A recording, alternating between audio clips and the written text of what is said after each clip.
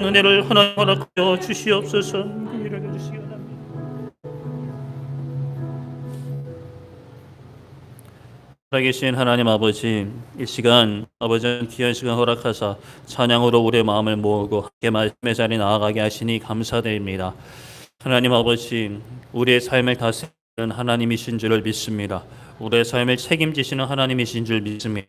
우리의 믿음이 연약하여 때로는 흔들리고 때로는 아버지 하나 주저앉아 슬퍼하고 괴로워했던 시간들 하나님 앞에 다 고백하기 원합니다. 아버지 하나 우리의 연약함을 불쌍히 여겨주시고 우리가 겸비하여 하나님 앞에 엎드릴 때 우리를 회복시켜주시고 우리의 눈을 잡아 일으켜주시는 하나님 아버지를 의지하게 하여 주시옵소서. 지난날에 우리의 연약함과 우리의 삶 가운데 어려움과 우리 가정과 우리 아버지 하나님 또 직장과 사회 가운데 아버지 하나 우리 교회 가운데 이 지역사회 가운데 이 대한민국 가운데 아버지 하나님 너무나 아프고 아버지 하나님 힘든 아버지 하나님 속상한 일들이 많이 있습니다. 아버지 하나님 우리가 믿음의 눈을 하나님을 바라볼 때 우리 마음 가운데 먼저 참된 평화와 아버지 평안이 회복되게 하여 주시옵고 이 놀라운 아버지의 능력을 이 정말 크신 아버지의 이름과 그 하나님의 정말 영광스러운 아름다움을 아버지 하나님 우리가 아버지 교회가 한국 교회가 세상 가운데 빛을 비추는 세상 가운데 선포할 수 있는 은혜를 허락하여 주시옵소서. 이 시간 말씀의 자리 나아갑니다. 말씀 붙잡고 기도하기 원합니다. 하나님 우리의 입술을 통해 아버지 하나님께서 받으시고 하시는 그 기도의 제목이 이 시간 우리의 마음을 다한 기도로 하나님 앞에 연락되는 놀라운 은혜를 허락하여 주시옵소서. 감사드리며 예수님의 이름으로 기도드립니다. 아멘. 하나님 말씀 보겠습니다. 하나님 말씀 아모스 3장 9절부터 4장 3절까지 말씀입니다.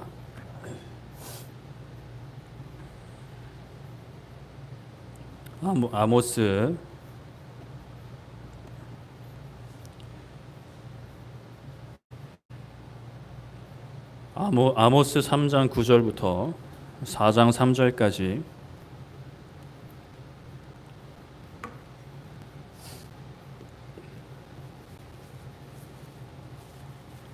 아모스 3장 9절부터 4장 3절까지 한 절씩 교독하도록 하겠습니다.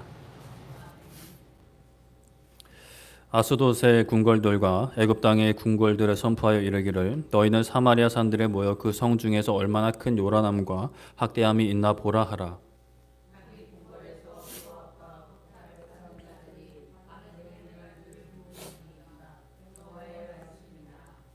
그러므로 주 여호와께서 이와 같이 말씀하시되 이 땅 사면에 대적이 있어 너의 힘을 쇠하게 하며 너의 궁궐을 약탈하리라.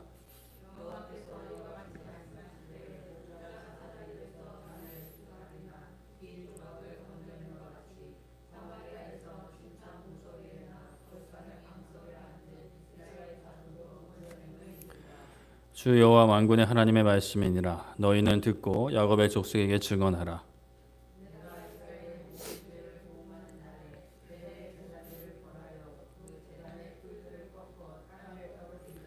겨울궁과 여름궁을 치리니 상하궁들이 파괴되며 큰 궁들이 무너지리라. 여호와의 말씀이니라.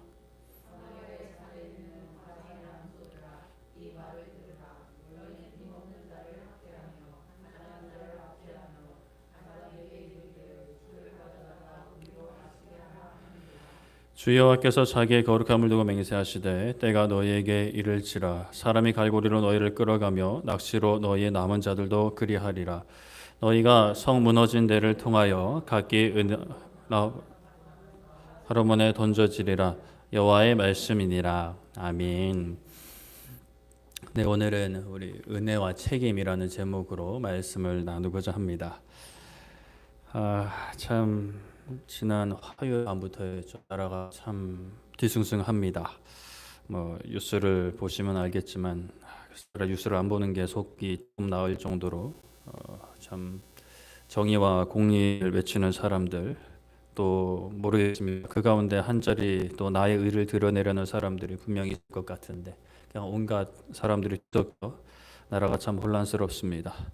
뉴스 미디어는 조금이라도 자극적인 기사를 내보내려고 나라가 당장 망하는 것처럼 이미 망한 것처럼 이렇게 보도를 하고 있고 그 가운데 물론 좀 가슴 따뜻한 이야기들도 전해지고는 있지만 그래도 전반적으로 참 나라가 혼란스러운 것은 사실인 것 같습니다.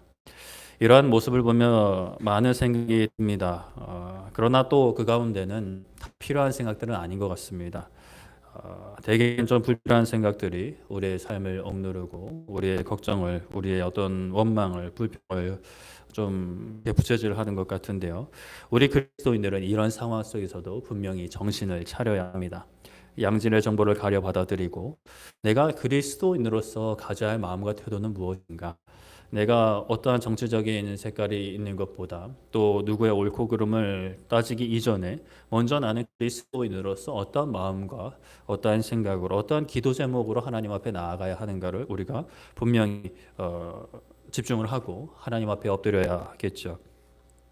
이런 상황 속에서 다시 한번 느끼는 것은 또 내가 누리는 것, 내가 행사할 수 있는 그 권한에는 그에 걸맞는 책임이 따른다라는 것입니다. 행사하는 권한이 강할수록 그에 합당한 높고 무거운 책임이 요구가 되는 것이죠. 이스라엘이란 나라는 참 특별한 나라였습니다. 하나님께서는 그들을 부르시고 그들을 하나님의 백성으로 하나님의 나라로 삼아 주셨습니다.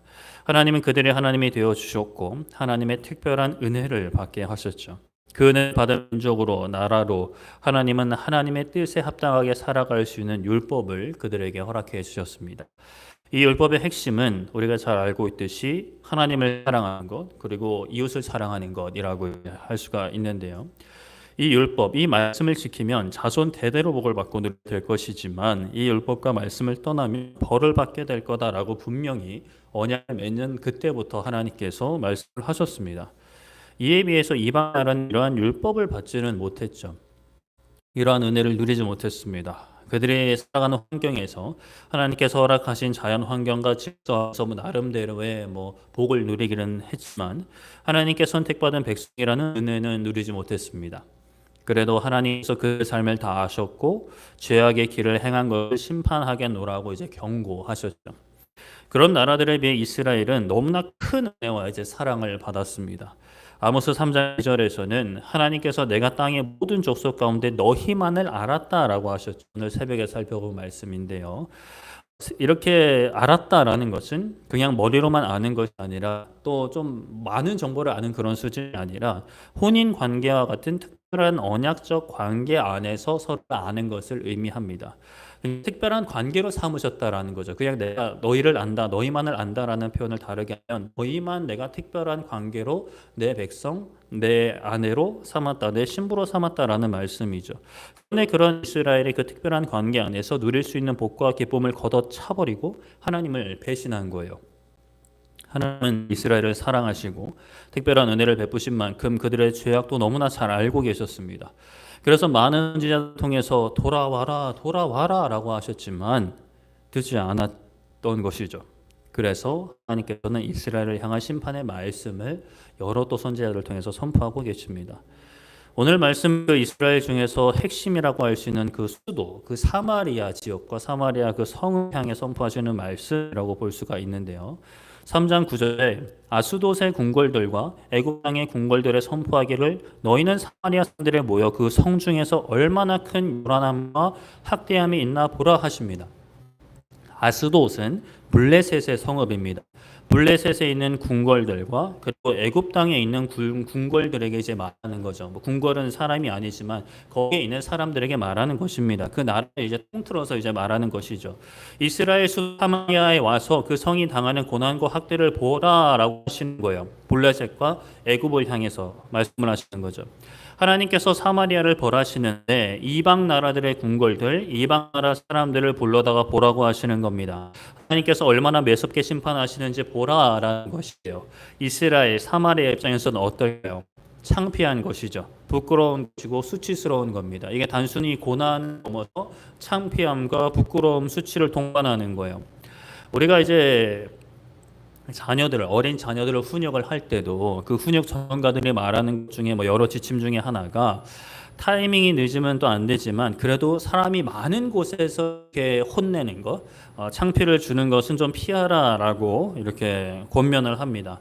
이것은 그 어떤 훈육에 필요한 정도 이상의 과도한 수치심을 줄 수 있기 때문에 오히려 부작용이 크다라고 이렇게 주장을 하죠. 물론 뭐 전문가의 말을 100% 동의하는지는 잘 뭐 그건 좀 각자 개인의 판단에 맡길 수 있겠지만 일단 우리도 나이가 들어서도 경험을 하죠. 내가 무슨 일 때문에 나이가 들어서도 뭐 직장이든지 뭐 어디서든지 길거리에서든 좀 핀잔을 듣거나 혼이 날 때가 있는데 다른 사람들이 보고 있다. 제3자가 막 둘러서 가지고 막 수근수근거리면서 보고 있다라고 하면 그 창피함과 어떤 수치는 배가 되는 것을 우리가 뭐 어른이 돼서도 느낄 수가 있습니다. 그런데 만약 그 주위에 있는 사람들이 내 아랫 사람들이에요. 내 아랫 사람들이거나 평소에 내가 업신여기는 사람, 내가 막 계속 무시했던 사람, 그런 사람들이 주위에 있으면 어떨까요? 내가 평소에 그들과 비교하면 칭찬받고 또 내가 더 잘났다고 사람들이 말하기도 하고 나 스스로도 그렇게 생각을 했는데 내가 잘못을 했든 실수를 했든 막 핀잔을 듣고 있고 꾸중을 듣고 있고 혼이 나고 있는데 그 사람들 옆에서 계속 보고 있는 거예요. 막 수근수근 거리고 있어요. 그냥 뭐 1대1로 혼나는 것보다 더 좀 비참한 마음이 생길 수밖에 없겠죠. 사마리아가 그런 심정이 되는 거예요. 블레셋도 애굽도 이방 나라입니다. 이스라엘의 정체성은 그래도 우리 하나님의 백성이다. 선택받은 민족이 선민이라는 특수성, 정체성이 있었는데 얼마나 깨지고 박해를 받는지 그것만으로도 힘든데 하나님께서 이방 나라들을 불러다가 증인으로 세우시고 구경하게 하시는 거예요. 조롱하게 하시는 거죠. 왜 그렇게까지 하시는가? 10절에 보면 자기 궁궐에서 포악과 겁탈을 쌓는 자들이 바른 일 행할 줄을 모른다 하십니다. 포악하고 강탈로 자신들의 재물을 늘리고 악을 행하는 자들이 바른 일을 행할 줄 모른다라고 하시는 거예요. 그들이 잘못을 깨닫고 돌이킬 줄도 모른다라고 하시는 거죠. 자기들 악을 행하면서도 악을 행한다고 고백하지도 회개도 하지 않는 그러한 강팍한 모습을 보이고 있습니다. 그러므로 하나님께서 진노하십니다. 11절에 보면 땅 사면의 대적이 있어 너의 힘을 패하게 하며 너의 궁궐을 약탈하게 할 것이다 라고 말씀을 하십니다.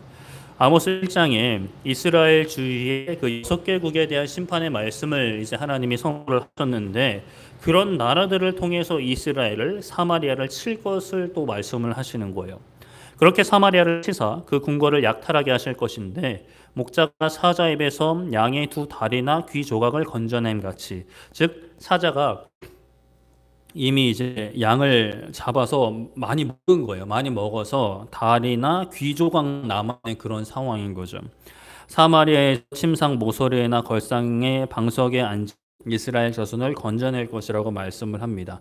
즉 많은 피해를 입고 심각한 타격을 입고 남은 자들만 구원을 하신다라는 거예요. 31절에 한 번 더 말씀하시기를 주 여호와 만군의 하나님의 말씀을 선포하니 야곱의 족속 이스라엘 족속에게 증언하라 하십니다. 하나님께서 이스라엘의 모든 죄를 보응하시는 날에 모든 죄를 갚으실 것입니다. 하나의 죄도 잊지 않으실 것이죠. 하나님께서 기억하지 못하심이 없으십니다. 그런데 우리를 예수님의 속죄의 피로 덮으사 우리 죄를 기억하지 않으시는 것인데 이게 정말 오늘날 우리가 그리스도인들이 누리는 놀라운 은혜인데 이스라엘은 이제 물론 예수님이 이 땅에 오시기 전이지만 그러한 하나님의 은혜와 사랑을 거부했던 것이죠. 그래서 하나님께서 그 모든 죄를 보응하시는데 베델의 제단들을 벌하여 그 제단의 뿔들을 꺾어 땅에 떨어뜨린다라고 말씀을 하십니다. 금송아지를 섬기는 제단, 북이스라엘 처음부터 여로보암 때부터 존재했던 그 우상, 하나님께서 계속 지켜보시면서 이것들을 언제 없애나라고 하셨는데 아무도 없애지 않았습니다. 두고 보시다가 그 제단을 벌하겠다 하시는 거죠. 그렇게 우상을 부수시고 겨울궁과 여름궁을 치겠다라고 말씀을 하십니다. 겨울궁은 말 그대로 이제 겨울을 보내는 궁, 여름궁은 여름을 보내는 궁이죠. 그만큼 나라가 번성해서 궁궐이 하나만 있는 게 아니라 지금 별장처럼 이렇게 막 여러 군데 궁궐을 두고 있는 것입니다. 그러나 하나님께서 치시니 그 모든 것이 소용이 없는 것이죠. 부유함과 풍요로움의 상징이고 힘과 권력의 상징이었던 궁궐들을 하나님께서 이제 무너뜨리시는 겁니다. 4장 1절에 사마리아 산에 있는 바산의 암소들의 말을 들으라 하십니다. 뭐 진짜 소들이 말을 듣지는 않겠죠. 이들은 여성들을 가리킵니다. 바산은 풍요로운 목초지이기 때문에 바산의 암소는 이제 풍요로운 여성들, 즉 사마리아에 사는 풍요로운 여성들, 즉 귀부인들을 이제 가리키는 것이죠. 하나님이 말씀하시기를 그들이 힘없는 자를 학대했다. 가난한 자를 압대하며 가장하게 말하기를 술을 가져다가 우리를 마시게 하라 했다 합니다. 이게 뭐 사마리아 성의 남성들만 죄를 지은 게 아니라 여성들도 이제 죄를 짓는 거예요. 도움을 받아야 하는 이들을 학대하고 압제하며 술을 참아하고 있는 모습을 보이고 있는 거죠. 하나님께서 자신의 거룩함, 하나님의 거룩함을 두고 맹세하십니다.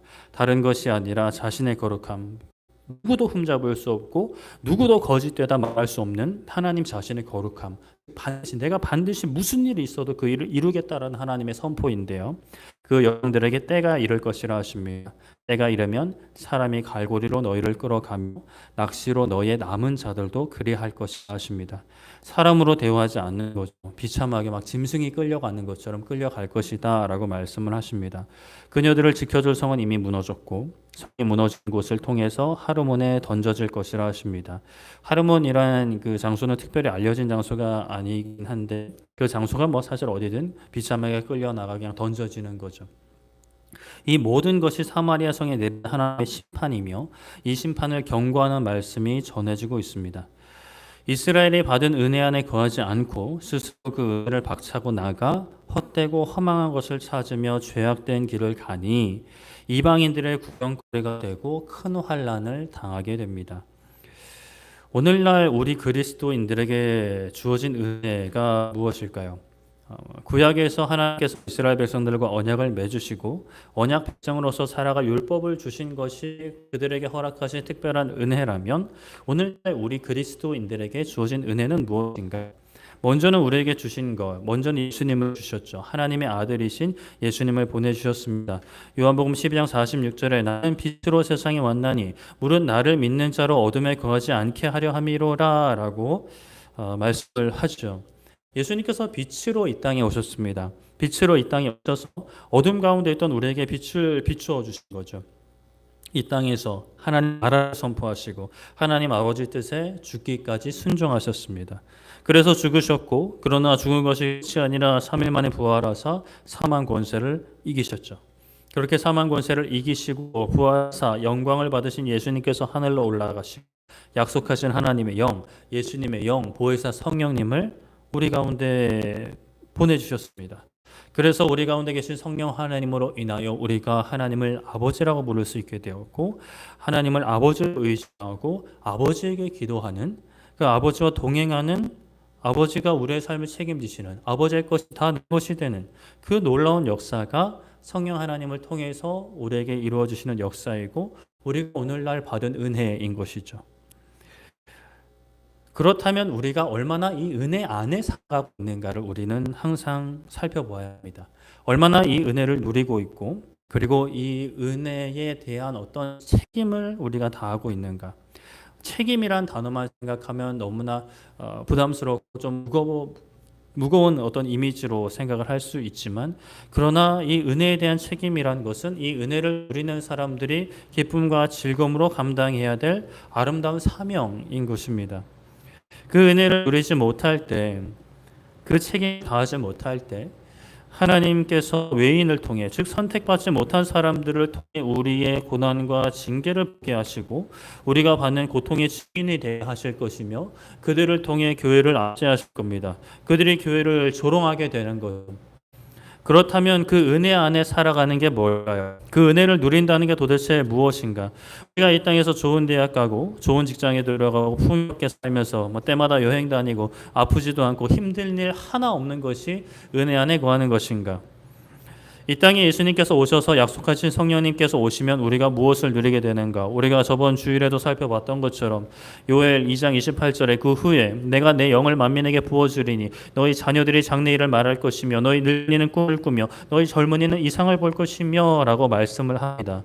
이 본문을 인용한 사도행전 2장 17절에는 예언하고 환상을 보며 꿈을 꾼다 라고 말씀을 하죠. 이 예언도 환상도 꿈 결국에는 뭘까요? 사사로운 이익을 위해서 허락하시는 것이 아닙니다. 이것을 통해서 사도행전 1장 8절에 오직 성령이 너에게 임하시면 너희가 권능을 받고 예루살렘과 온 유대와 사마리아와 끝까지 이르러 내 증인이 되리라 라고 말씀을 하셨죠. 성령님이 임하시면 너희가 능력을 받고 증인이 될 거다. 증인이 되어야 한다. 증인이 되라 라고 말씀을 하셨어요. 그래서 많은 그리스도인들이 이 말씀을 보고 좀 증인도 증인인 능력에 좀 집중을 합니다. 그래서 그 능력이 사회적인 성공이고 물질적인 풍요로움이고 육체의 건강이라고 이제 생각을 하는 것이죠. 물론 당연히 그것도 능력이고 하나님께서 허락하신 복입니다. 우리가 마땅히 하나님 앞에 기도할 수 있는, 기도해야 되는 기도 제목이죠. 그러나 그것만이 하나님께서 허락하시는 능력은 아니다라는 것을 우리는 항상 살펴야 합니다. 고린도전서 1장 27, 28절에 보면 하나님께서 미련한 자들을 부르셔서 약한 것들을 택하셔서 천한 것들과 멸시받는 것들과 없는 것들을 택하사 아무 육체도 하나님 앞에서 자랑하지 못하게 하려 하셨다라고 말씀을 합니다. 베드로가 복음을 전하는 것을 보고 사람들이 뭐라고 했죠? 저 사람은 어부가 아니냐, 학식이 없는 사람이 아니냐라고 했는데 의아해했어요. 바울은 자신의 육체의 가시를 놓고 기도했을 때 하나님께서 너의 은혜가 족하다라고 하셨어요. 안 고쳐주신다라는 거죠. 너 충분하다라는 거예요. 갖고 살라는 거예요. 우리가 받은 은혜를 누리면서 성령 하나님의 그 임재를 누리면서 감당해야 하는 우리의 책임, 우리가 받은 은혜에 대한 책임, 복음을 전하는 것입니다. 내 삶을 인도하신 성령님을 통하여 하나님을 아버지라고 고백하며 아버지의 것이 내 것이라는 믿음을 가지고 필요한 것을 구하지만 거기서 멈추는 것이 아니라 나에게 주신 것으로 복음을 전하는 것입니다. 이 기쁜 소식을 온 세상에 전하는 것이죠. 가까이는 먼저 나의 몸과 마음에 선포하는 거예요. 우리가 그리스도로 살아가면서 우리 스스로도 그 복음의 그 참된 혜택과 은혜의 참된 그 복락을 누리지 못하고 살아가는 경우가 많이 있습니다. 세상 시이다 보니까 예수님을 바라보는 그 시선을 흐트러뜨리고 어떤 내 상황에만 매여서 기뻐하지 못하고 감사하지 못하는 우리의 연약함이 있죠. 이렇게 우리의 삶 가운데 복음을 선포하고 그리고 가장 가까운 가족들한테 보이고 또 이웃들에게 드러내고 우리 교회는 뭐 이 가리봉동과 또 서울과 대한민국 그리고 북한 땅과 일본, 중국을 넘어 온 세계 열방에 이 은혜를 전하는 거죠. 복음을 증거하는 것이죠. 그렇다면 능력이 필요합니다. 하나님이라고 우리가 기도할 수 있고 기도도 해야 합니다. 물론 하나님이 필요하시면 능력을 부어주시겠죠. 그러나 가장 먼저 모든 그리스도인들이 할 수 있는 놀라운 능력이 있습니다. 바로 기도이죠. 기도의 능력입니다. 가장 먼저 우리는 기도로 성령 하나님의 임재 안에 살기를 기도하며 우리의 삶 가운데 먼저 정말 우리의 삶에 가까이 있는 사람들에게 복음을 전하기를 기도하고 내가 가진 시간 또 에너지, 물질, 능력들을 계속해서 흘려보내야 되는 겁니다. 그리고 더 필요하면 하나님께 감사함으로 구하면 당연히 하나님의 보실 필요하다라고 판단하시면 주실 것이고 필요한데 안 주시면 이미 있는 다른 사람들을 통해 그 일을 이루시겠죠. 우리가 원하는 것은 우리가 바라는 것은 우리의 사명은 우리를 통해 우리가 잃어버린 영혼들을 하나님께로 인도하는 것이 아니라 우리가 크든 작든 하나님께서 허락하신 사명 가운데 하나님께서 허락하신 달란트로 하나님의 나라에 쓰임 받는 것이죠. 하나님의 나라가 세워지고 복음이 증거되는 그 놀라운 사명에 쓰임 받는 것인데 우리가 여기서 뭐 네가 많이 쓰임 받니 내가 쓰임 받니 꼭 내가 되어야만 합니다. 꼭 나한테만 다 주세요라고 하는 것보다는 하나님 저도 쓰임 받고 싶습니다. 크게 쓰임 받고 싶습니다라고 하면서 작은 것에 충성할 때 하나님께서 작은 것에 충성했으면 더 감당할 수 있으면 주실 것이고 우리가 작은 것에도 충성하지 못하면서 작은 사람들에게도 전하지 못하면서 더 큰 것 주세요, 더 많은 것 주세요라고 한다면 하나님께서 주시지 않으시겠죠. 작은 것도 감당하지 못하는데 어떻게 너가 큰 것을 감당할 수 있겠니? 라고 말씀하실 것입니다. 그러므로 우리는 먼저는 기도로 하나님 앞에 엎드리고 또 우리에게 이미 허락하신 것들로 복음을 전하면서 하나님의 나라를 꿈꾸면서 또 기대하며 하나님께 기도하며 나아갈 때에 우리가 받은 그 은혜, 우리에게 허락하신 은혜를 누리면서 동시에 그 책임을 다하는 거죠. 우리는 진짜 오늘날 정말 이번 주 이 나라를 위해서 기도해야 합니다. 하나님께서 이스라엘도 무너뜨리셨죠. 이 대한민국이라고 뭐 보장할 수 없습니다. 믿는 이들이 은혜 안에 거하지 못하면 하나님께서 경고하시다가 교회를 엎으실 겁니다. 촛대를 옮기실 수도 있어요. 교회가 엎어지면 이 나라는 엎어집니다. 뭐 이 나라도 계속 경고의 메시지가 나오고 있죠. 제조업이 무너지고 있습니다. 대기업이 무너지고 있습니다. 뭐 중소기업들이 무너지고 있습니다. 서비스업이 무너지고 있습니다. 계속 뉴스가 나옵니다. 저는 개인적으로 과거에는 막 교회에서 이 교회가 하나님을 믿어서 이 나라가 이만큼 잘 살게 되었다라는 어떤 그런 메시지들이 조금 쉽게 받아들여지는 못했던 것 같습니다. 왜냐하면 이 그리스도인들이 너무 한 게 없다라고 개인적으로 생각을 했던 것 같아요. 그러나 우리가 말씀 가운데 엎드리다 보니 하나님께서 그리스도인들 다스리시는 게 아니고 믿지 않는 자들을 통하여도 일하시는데, 우리 한국교회가 이 땅의 복음을 받아들이고 정말 크게 부흥을 이뤄가면서 세계 선교에 힘쓰는 그러한 어떤 시기에 맞춰서 하나님께서 이 나라를 부유하게 하시고 부강하게 하시고, 또 그와 함께 교회도 힘을 가지고 그 교회가 세계 선교에 힘쓸 때 나라가 점점, 물론 여러 가지 문제도 많았지만 그래도 다른 나라들도, 세계 여러 나라들도 뭐 그 사람들이 다 게으르고 다 머리 뭐 지혜가 부족해서 못 사는 게 아니잖아요. 우리나라가 물론 사람들이 정말 열심히 믿는 사람들, 믿지 않는 사람이 정말 열심히 살았고 헌신했고, 뭐 저 중동으로 가고 막 독일로 가서 막 외화 벌어오고 뭐 이런 일을 정말 피땀 눈물로 감당하셨지만 결국에는 하나님의 은혜가 아니었으면 이 나라가 여기까지 오지 못한 것인데, 교회가 점점 선교의 어떤 그런 열정을 잃어버리고 목회자들도 사라지고 선교사님들도 점점 줄어들고, 교회가 우리 눈에 보이는 모습만 번지르르하게 우리의 어떤 개인의 삶과 풍요로움, 믿지 않는 사람들이 추구하는 삶의 어떤 양질의 풍요로움만 똑같이 추구하는 그런 모습들, 전혀 분별되지 못하고 우리 한국 땅에 살아간다는 이유만으로 동시대 중년배들이 하는 일들은 다 해야만 되는 그러한 모습들로 인해서 교회가 힘을 잃어가고, 물론 그 가운데는 저 같은 목회자들이 도덕적이지 못하고 타락한 모습, 돈에 휘둘리는 모습, 성적으로 죄짓는 모습들이 뭐 가장 큰 몫을 했겠지만, 사실 목회자들뿐만이 아니라 우리 모든 그리스도인들이 과연 삶 가운데 정말 얼마나 하나님의 사람으로 연결된 삶을 살아갔는가. 교회가 정신 차리지 못하면, 교회가 하나님 앞에 회개하지 못하면 이 나라가 언제 넘어져도 사실 상하지 않을 어려움 가운데 달려가고 있습니다.